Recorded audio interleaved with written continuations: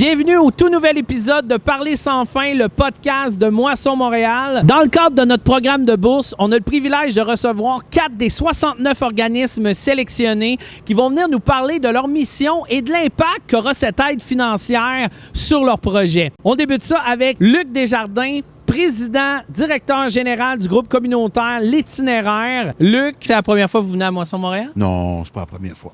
Je suis déjà venu chercher des choses au début là, pour apprendre à savoir c'est quoi les services. Je suis venu souvent à des rencontres, des tables rondes qui avaient lieu sur la faim puis ces choses-là ici. Là, on parle de là, quelques années de ça. Donc, OK. Oui, on est quand même habitués. Ça a beaucoup grandi en passant. Là. C'est un petit peu plus. Il y a plus de stock qu'avant. Ah oui? Oui.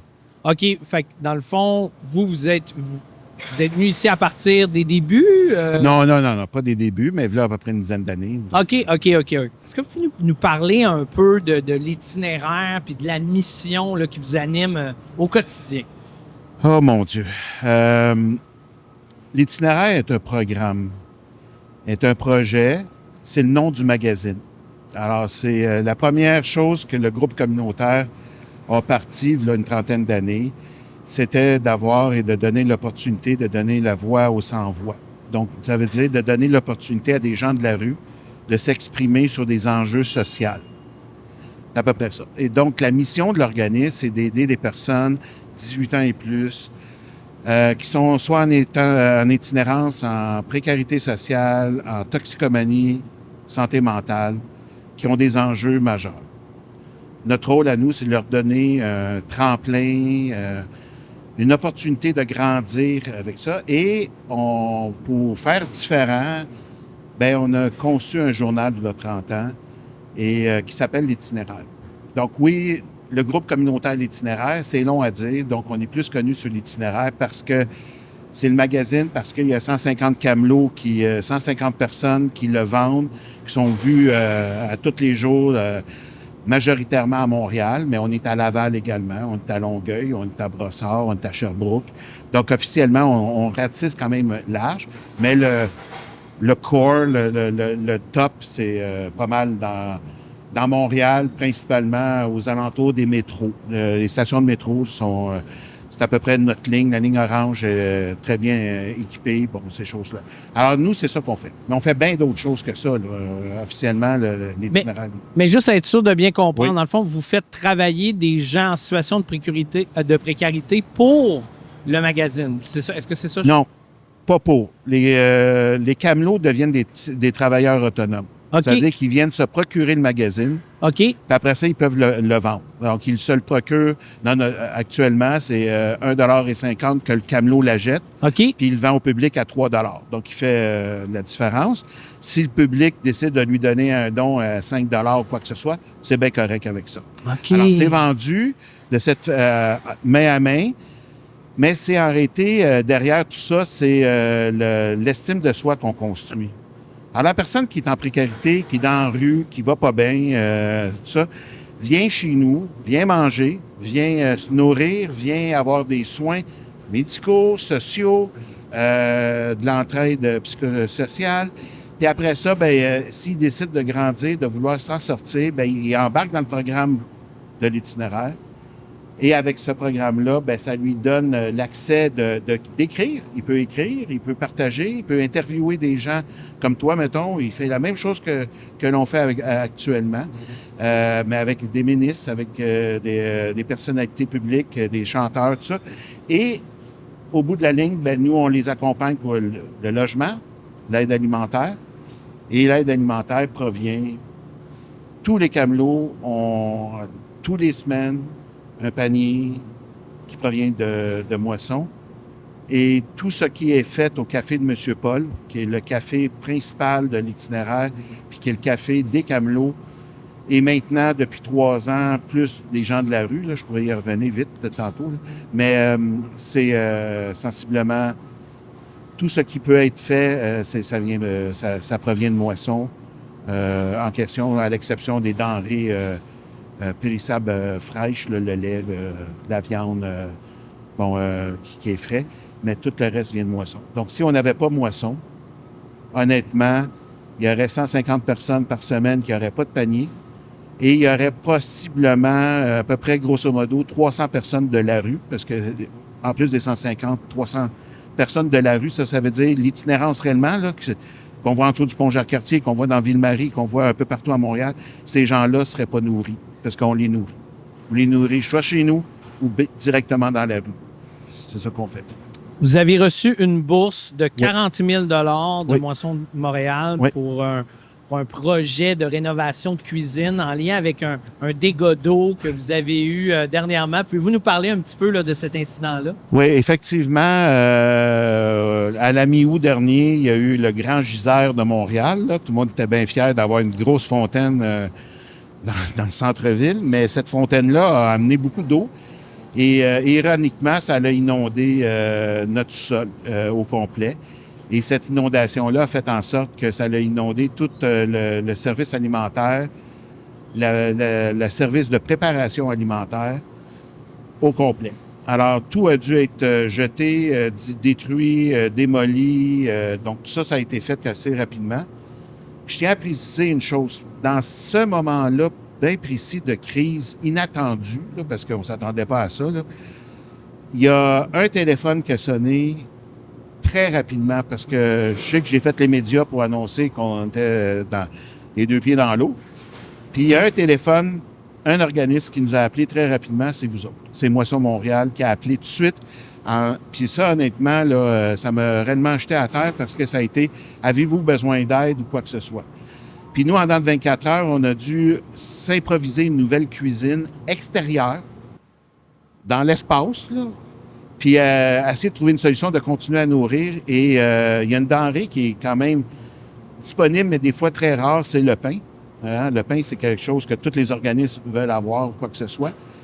Puis soudainement, avec les ressources que Moisson a faites, à l'espace de quasiment 48 heures, on a reçu du pain en masse pour pouvoir faire au-dessus de quasiment 2000 sandwichs pour pouvoir continuer la mission d'aller. Alors, effectivement, le 40 000, c'est pour reconstruire. Là, on est en processus de le faire. C'est long.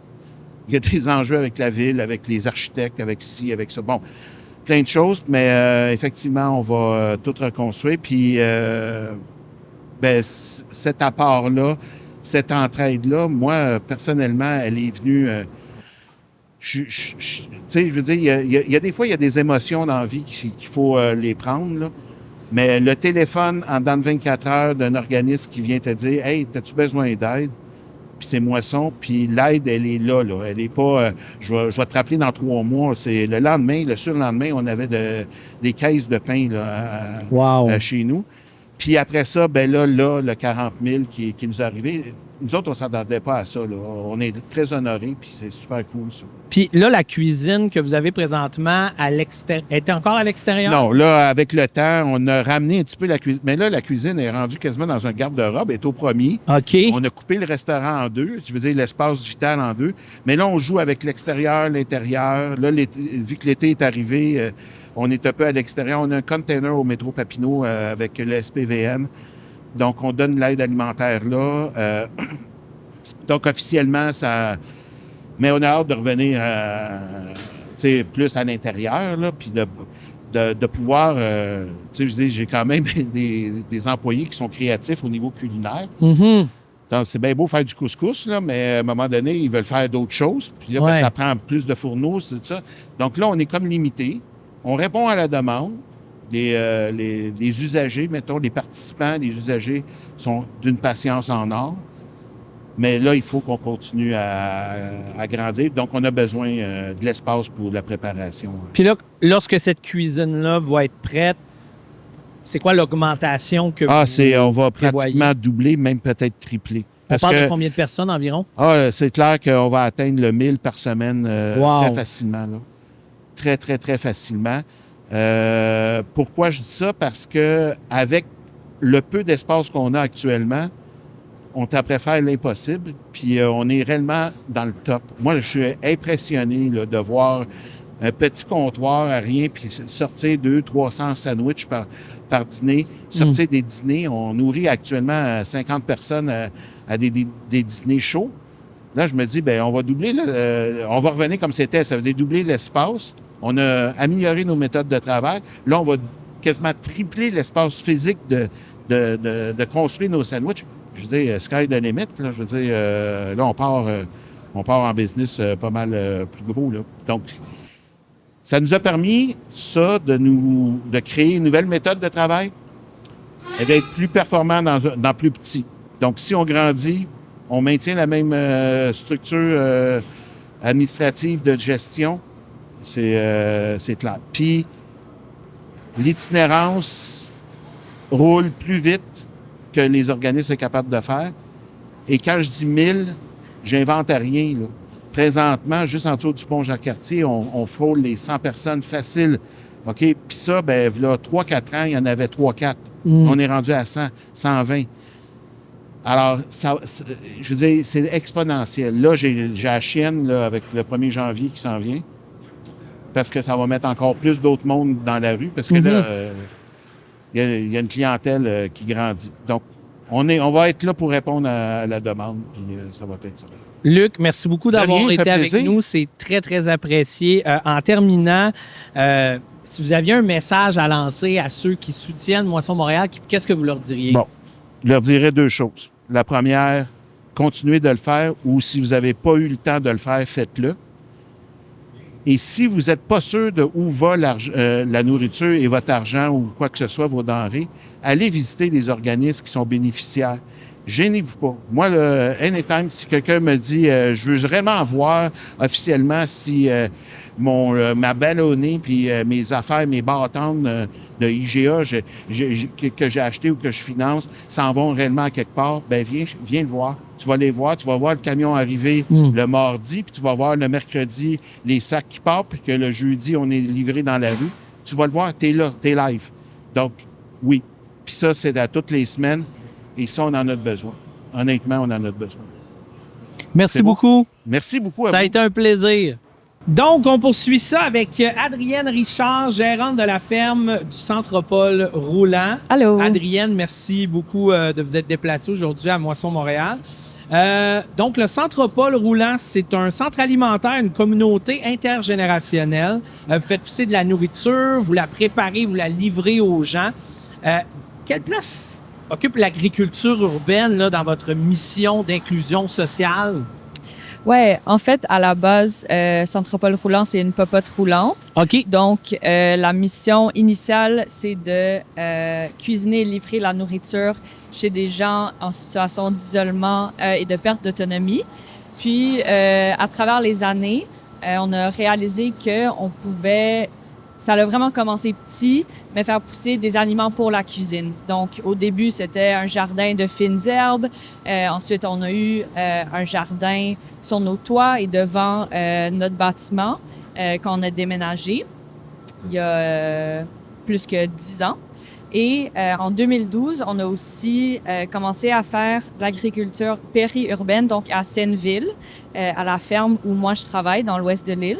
Et en fait, on a réalisé que oui, il y avait un potentiel pour fournir la cuisine en aliments, mais c'était aussi vraiment un moyen d'engager les bénévoles de manière vraiment profonde dans le cycle alimentaire. Les gens aimaient beaucoup participer à la production des aliments, puis ensuite peut-être aller en cuisine et voir les aliments que eux ils nous avaient aidés à récolter. Okay. Et savoir que ça allait aller chez les gens qui recevaient les repas. Donc, premièrement, je pense que c'est vraiment une belle expérience pour nous et pour les gens de voir le cycle entier de la nourriture. Et aussi faire de l'agriculture, que ça soit en ville ou à Senneville, ça fait juste beaucoup du bien aux gens d'être en nature, d'être dans un jardin. C'est beau les jardins, c'est beau la ferme, puis de faire des tâches en communauté comme ça, un peu physique, dans l'air frais. C'est une opportunité que beaucoup de gens veulent et qu'on voit vraiment qu'il y a un impact très positif, soit sur les enfants, sur les bénévoles, sur des adultes. Vraiment, tout le monde apprécie beaucoup de faire ça. À combien de personnes environ vous desservez de la nourriture chaque semaine? Notre clientèle, en ce moment, d'habitude, ça tourne autour de 130, 150 personnes qui reçoivent nos repas de popote roulante. OK. Mais on a aussi beaucoup d'autres services alimentaires. On a un kiosque alimentaire tous les vendredis pendant l'été où on sert une soupe gratuite. On a un petit marché, on vend ce qu'on produit dans les jardins à la ferme. On distribue aussi des repas congelés à des organismes en sécurité alimentaire. OK. Et on distribue aussi des aliments de la ferme à des organismes. Donc, l'étendue est assez large, mais la popote roulante, c'est environ 150 personnes. Vous avez reçu une bourse de Moisson Montréal de 4 500 $ Ouais. pour vous équiper là, de nouvelles stations de lavage. C'était quoi le besoin à l'origine de ce projet-là? Ouais, en fait, le besoin à l'origine, c'est que à la ferme de Centropole Roulant, on entreprend un projet de construire des nouvelles infrastructures agricoles sur le terrain. Donc, on est à la ferme depuis 2012, puis on voit depuis les années que il y a vraiment un besoin pour un peu avoir des nouvelles infrastructures qui nous pourraient permettre d'être plus efficaces. Faciliter le travail des gens qui travaillent à la ferme, c'est déjà assez physique, donc d'avoir des bonnes infrastructures accessibles, ça facilite vraiment le travail. Puis aussi de mieux accueillir les gens qui viennent à la ferme, donc que ça soit des bénévoles, des personnes à mobilité réduite, des groupes d'enfants, d'avoir un bâtiment accueillant, accessible, confortable. Ça va vraiment nous aider à remplir notre mission d'engager les gens à la ferme, d'accueillir des gens à la ferme, de faire de l'éducation. Donc, ces nouvelles infrastructures vont inclure une station de lavage où est-ce qu'on va pouvoir laver et préparer les légumes qu'on récolte à la ferme, qui vont ensuite aller soit à notre cuisine sur le plateau Mont-Royal de Centropole Roulant ou à nos partenaires en sécurité alimentaire, surtout dans l'ouest de l'île, qui, eux, vont redistribuer à travers leur communauté. Donc, vraiment, les tables de lavage, ça va nous permettre de bien s'occuper des légumes qu'on récolte, qui sont en bon état, qui soient propres, pour ensuite les redistribuer. Là, donc, présentement, vous avez une station de lavage, mais elle n'est pas optimale, c'est ce que je comprends. Oui, en fait, la ferme, on consolide nos opérations sur un côté de la ferme. Donc, on construit des nouvelles infrastructures là. Et les vieilles infrastructures on va les léguer à d'autres organismes qui travaillent sur le même terrain, qui pourront utiliser ces infrastructures-là. C'est pas qu'elles ne fonctionnent plus bien, c'est juste que on va les bouger sur une autre partie du terrain. OK. Puis, comment vous aimeriez faire évoluer votre modèle au cours des prochaines années là, pour continuer à connecter les générations? Est-ce que vous avez déjà pensé à ça? Oui, c'est sûr que sur la ferme, une grande partie, c'est l'accessibilité. Donc, la ferme, il fait chaud, il n'y a pas beaucoup d'ombre, il n'y a pas beaucoup de place pour prendre une pause, s'asseoir. Donc, le bâtiment agricole qu'on va construire va vraiment viser à rendre la ferme plus accessible aux gens qui veulent visiter, qui veulent participer, mais peut-être l'idée d'être dans le champ au soleil pendant 4 heures, ça fonctionne pas pour eux. Mm-hmm. Donc, d'avoir, si c'est un espace ombragé, une salle climatisée aussi, vraiment de pouvoir rendre ça plus confortable pour plus de gens, ça va vraiment, je pense, aider à accueillir toutes sortes de personnes, mais aussi, surtout des personnes de générations plus aînées. Adrienne, merci beaucoup d'avoir été avec nous aujourd'hui. C'est très apprécié. Puis je vous souhaite bonne chance dans tous vos projets. Merci beaucoup. Bonne journée. On poursuit maintenant avec Christine Durocher, présidente du conseil d'administration du collectif 1745. Merci beaucoup, Christine, d'avoir accepté notre invitation aujourd'hui. Christine, est-ce que vous pouvez nous parler un petit peu là, du collectif 1745, de sa mission puis de l'histoire derrière la réappropriation de l'ancien YMCA? Oui. Le collectif, c'est une initiative communautaire. Donc, comme vous l'avez dit, notre mission principale, c'est d'acheter, de revitaliser, de redonner vie à un ancien centre communautaire, un YMCA, qui est situé au cœur de Saint-Laurent, dans le quartier le plus pauvre de notre quartier, le plus défavorisé, le quartier Norgate. Et on est en train, c'était plusieurs organismes communautaires du quartier qui se sont réunis quand on a vu que cet actif collectif allait échapper au quartier dans le coin où Saint-Laurent, c'est un quartier très, très étendu. Mais ce coin-là, c'est vraiment où la concentration la plus importante de personnes en situation de vulnérabilité. Donc, on s'est dit qu'on ne pouvait pas laisser échapper un actif collectif de cette qualité. Donc, un grand nombre d'organismes communautaires du quartier se sont réunis pour racheter le bâtiment, et on est en train d'en faire un pôle de services pour les jeunes. Moisson Montréal vous a remis une bourse de 27 750 $ très exactement pour vous aider à remettre en valeur la cuisine communautaire. Pourquoi avoir choisi de placer la cuisine au cœur du projet du collectif? Ben, vous savez, la cuisine, c'est au cœur de toutes les vies collectives. Hein? C'est chez nous comme partout. La cuisine, c'est le lieu de communauté vie, c'est l'endroit où on mange, mais c'est aussi là où se créent des liens. Et le but du collectif, c'est du collectif 1745, dont la revitalisation de cet organisme, c'est de redonner vie à une collectivité, en fait. Et on a l'incroyable chance d'avoir une cuisine industrielle de grande qualité, qui existait, qui était en pleine opération au début des années 2000, qui a une capacité de produire 300 repas par jour.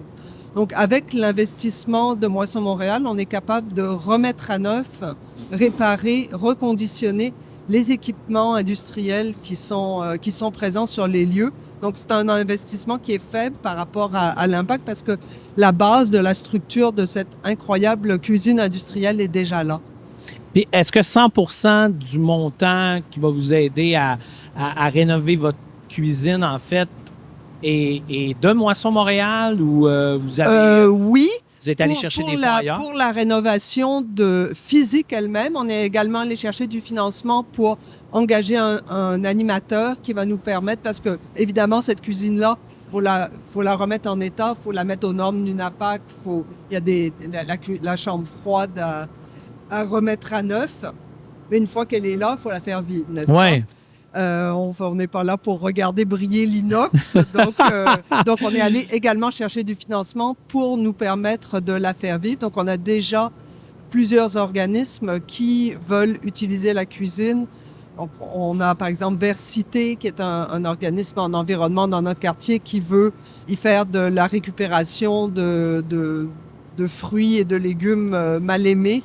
On a des organismes qui veulent faire, des organismes jeunes qui veulent faire des ateliers de cuisine communautaire avec les jeunes de leurs organismes. Et on a également des organismes en sécurité alimentaire du quartier qui veulent y faire de la distribution alimentaire. Et qu'est-ce que cette cuisine-là représente pour la communauté dans ce quartier-là? Elle représente le premier outil collectif en sécurité alimentaire de notre quartier. Saint-Laurent, c'est un quartier qui a peu d'infrastructures communautaires, un quartier dont personne ne parle jamais. La pauvreté à Saint-Laurent, elle est très présente, mais on est dans un quartier qui a une population très diversifiée. Donc, la défavorisation à Saint-Laurent se perd dans des quartiers. On a aussi des quartiers très, très riches. Donc, statistiquement, Saint-Laurent passe toujours sous le radar. Et pour cette raison-là, c'est difficile de faire vivre la vie communautaire, et on est en manque d'équipement. Donc, cette cuisine-là, ça va être vraiment le premier équipement collectif en sécurité alimentaire de notre quartier. Pour donner vie à plein de projets, c'est un équipement qui va être mutualisé. On va être une dizaine d'organismes à l'utiliser. Quel impact vous croyez que ça va avoir sur les familles du quartier? Ça va avoir un impact direct sur la sécurité alimentaire, parce que, comme je vous dis, on va être capable on pense pouvoir revitaliser presque 1500 kilos d'aliments par année, les distribuer faciliter les distributions alimentaires, faire des cuisines collectives. Donc, ça va avoir un impact direct sur la sécurité alimentaire du quartier. Mais on pense aussi que ça va devenir le cœur un peu de... Comme on le disait tout à l'heure, que la cuisine devient le cœur de la vie collective. Ça va être le cœur de la vie collective de notre bâtiment, de notre ancien Y, mais aussi du quartier, parce qu'on est aussi au cœur de Saint-Laurent. Est-ce que vous avez un moment marquant ou un témoignage qui illustre bien à quel point ce projet-là est si important pour la communauté à Saint-Laurent? Le projet de la cuisine, quand on a acheté le bâtiment, pour être très franche, on était plutôt axé sur le développement. C'est un Y, donc on a beaucoup d'infrastructures sportives. Donc on était axé dans une première réflexion sur la mission de l'organisme, sur la revitalisation des équipements sportifs. Et la cuisine était un peu un à côté. Et au fur et à mesure qu'on faisait nos visites de futurs partenaires, on voyait les yeux s'allumer. Et c'est là qu'on a compris sur quelle pépite d'or d'équipement on était assis et qu'on s'est dit, mais on peut pas passer à côté de ça. Et de la minute qu'on a annoncé ce projet de faire vivre la cuisine, les propositions d'utilisation se sont multipliées. Par les organismes? Par les organismes du quartier. Wow! Alors qu'au début, notre objectif était de faire revivre le gymnase. Oui. On était plus axé sur le mouvement, le sport, mais les deux sont tellement indissociables, bien manger, bien s'alimenter, être en bonne forme physique. Et on travaille avec des jeunes, donc c'est l'objectif de bien manger, c'est vraiment la base de tout. Donc, dans le fond, ce que vous nous dites, c'est que vous avez comme un peu changé votre fusil d'épaule une fois que vous avez vu un peu comment est-ce que les gens ils voulaient cette cuisine-là. On n'a pas changé le fusil d'épaule parce que les autres missions restent là. Oui. Et on s'est rendu compte que dans ce bâtiment, cet aspect-là de nos équipements, on pouvait pas le laisser tomber dans l'oubli. Qu'il fallait le prioriser autant que la remise en état du gymnase. Combien de personnes vous prévoyez desservir par semaine environ? On prévoit toucher dans les ateliers environ 150 jeunes par année par des ateliers sur la nutrition, des cuisines collectives. Pour la distribution alimentaire, on a la capacité de servir 300 repas par jour. Donc, ça va être à terme. Je vous dis pas que ça va se faire l'année d'après. Le collectif, c'est un projet en émergence. On est tout jeune. On est propriétaire de notre bâtiment depuis seulement 1 an. Mm-hmm. Donc, et l'apport de Moisson Montréal tombe. J'ai vu les gens que vous interviewez dans le blog, beaucoup d'organismes très établis. Et dans la vie du collectif, vous arrivez avec un apport essentiel dans le tout début de la vie d'un organisme. Et c'est intéressant parce que ça nous donne un coup de pouce pour le démarrage de notre mission. Christine, merci beaucoup d'avoir été avec nous. Très apprécié. Puis on va vous souhaiter la meilleure des chances pour la suite de votre projet. Ça me fait plaisir et je vous remercie, mais je remercie Moisson Montréal pour ce soutien vraiment qui va avoir un énorme impact social. Merci. Merci beaucoup. Et on termine avec Rebecca, gérante de parquet chez Innovation Jeune. Rebecca, merci beaucoup de vous être déplacée à Moisson-Montréal dans nos studios. Est-ce que c'est la première fois que vous venez? Non, c'est pas la première fois. Je viens quasiment à chaque semaine pour venir ramasser de la nourriture de vous. Alors, je suis très familière avec votre OK, vous faites votre partie là, entreprise. des nombreux organismes qui viennent à chaque semaine chercher de la nourriture ici. Oui, exactement. Alors, OK. chaque mardi, nous sommes ici en train de chercher des produits secs et du pain. Ouais. OK, super. Premièrement, parlez-nous un petit peu là, de votre organisme puis de la mission Oui, de alors, cet organisme-là? Innovation Jeune, nous sommes situés au plein cœur du centre-ville Montréal. OK. Puis notre programme de sécurité alimentaire, dans le fond, qu'est-ce que nous faisons? C'est nous tenons des marchés solidaires 2 fois par mois. Alors, notre but, c'est de créer un système alimentaire local. Et ça inclut la distribution et l'éducation pour nous.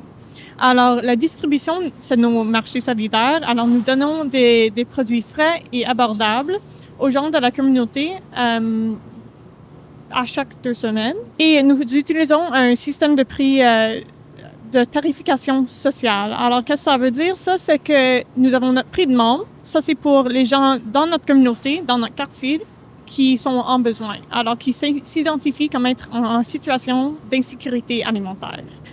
Nous avons aussi notre prix de non-membres pour ceux qui sont en besoin, mais peut-être qu'ils vivent hors quartier ou peut-être qu'ils sont juste sur la liste d'attente. Nous avons beaucoup de demandes.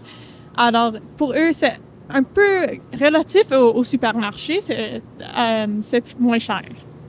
Et là, nous avons aussi notre prix Pay It Forward en bon français, mais c'est le prix de solidarité. Ça veut dire le prix où les gens donnent un petit don pour aider à soutenir nos programmes. Alors, nous faisons ça. Nous avons aussi nos cuisines communautaires pour essayer d'éduquer les gens à propos de la nourriture, de où est-ce que ça vient, qu'est-ce qu'on veut dire quand on dit des produits locaux, et qu'est-ce qu'on veut dire quand on veut dire des produits en saison.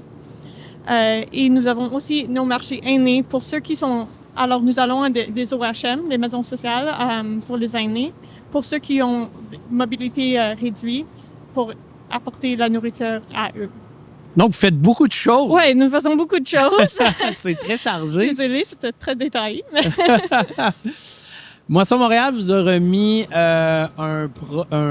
j'allais dire un projet. Moisson Montréal vous a remis une bourse de 48 000 $ pour un projet. Puis vous nous parlez un petit peu là, de ce projet-là puis de l'impact que ça va avoir dans votre organisme.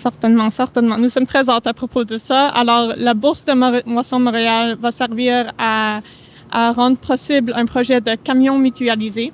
OK. Alors, ça veut dire un camion qui sera pour l'utilisation de tous les organismes dans notre quartier. OK. Alors, le but de ce projet, c'est pour laisser les organismes passer plus de temps avec la communauté au lieu d'aller chercher un U-Haul. Parce que, à un point ou l'autre, comme tous les organismes ont besoin de livrer quelque chose, de bouger des choses. Alors, il y a des points que, même si c'est comme un one-off, il y a toujours un point que quelqu'un a besoin d'un camion. Pour nous, c'est à chaque semaine qu'on a besoin d'un camion.